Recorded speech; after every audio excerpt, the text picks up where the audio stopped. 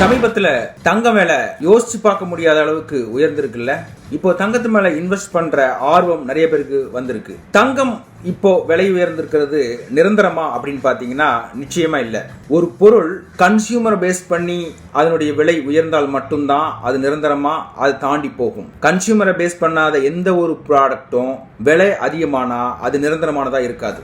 அது ஒரு டெம்பரவரி இம்பாக்டா தான் இருக்கும். நம்ம இந்திய நாட்டில் இருக்கிற ஜுவல்லரி ஷாப்ல கூட்டம் நிரம்பி வழியும். தங்க விலை என்ன ஆனாலும் வாங்குறதுக்கு நிறைய பேர் ஆர்வமா இருப்பாங்க. ஏன்னா இது ஏழை நாடு இல்லையா. ஆனா யூஎஸ்ல அல்லது யூரோப் கண்ட்ரீஸ்ல எல்லாம் போனீங்கன்னா அங்க இருக்கிற ஜுவல்லரி ஷாப்ல கூட்டம் அதிகமா இருக்காது. இந்த டிஃபரன்ஸ் இருந்தாலும் உலக அளவுல தங்கம் ஒரே மாதிரி தான் விலை நிர்ணயிக்கப்படுது.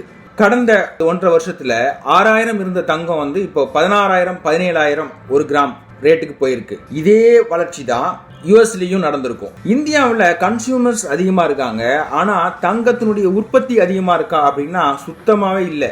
இந்தியாவில் நாம் நினைச்சு பார்க்காத ஒரு சுரங்கம் இருந்தது. சமீபத்தில் கேஜிஎஃப் படம் வந்தனால உங்களுக்கு எல்லாமே நல்லா தெரிஞ்சிருக்கும். உன்கிட்ட தங்கம் நிறைய இருக்குன்னு நினைக்கிறேன். தேசத்தோட மொத்த கடனை தீக்கணுமா? சொல்லுங்க தீத்தற. கோலார் தங்க வயல் அத லாஸ்ட் கவர்மெண்ட் அதை டோட்டலா க்ளோஸ் பண்ணிட்டாங்க. ஏன் அப்படின்னா ராக்கி மாதிரியான கிரிமினல்ஸ் கிரியேட் ஆகி அவங்க இந்தியாவையே விலைக்கு வாங்குற அளவுக்கு ஆபத்துல முடியும் அப்படிங்கிறதுனால அந்த சுரங்கத்தை டோட்டலா க்ளோஸ் பண்ணிட்டாங்க. Same I am also CEO. Which one?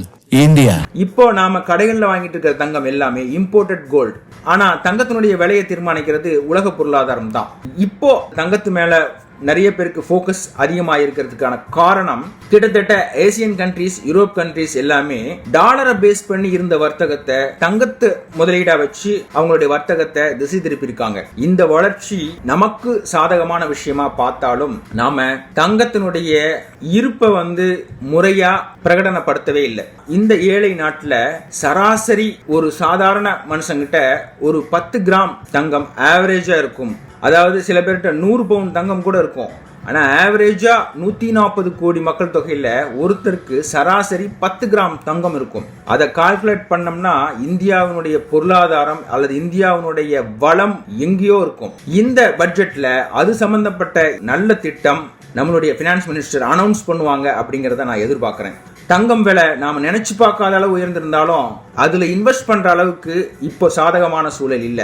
டெஃபினட்டா தங்கத்தினுடைய விலை 10,000 வரைக்கும் கம்மியாகி அதுக்கப்புறம் மறுபடியும் படிப்படியே ஏறதுக்கான வாய்ப்பு வெகு சீக்கிரம் வரும். தங்கத்தை பத்தின தெளிவான விளக்கங்களோட நிறைய வீடியோ நான் தொடர்ந்து போடுவேன். கண்டினியூவா பாருங்க, சப்ஸ்கிரைப் பண்ணுங்க, லைக் பண்ணுங்க, ஷேர் பண்ணுங்க.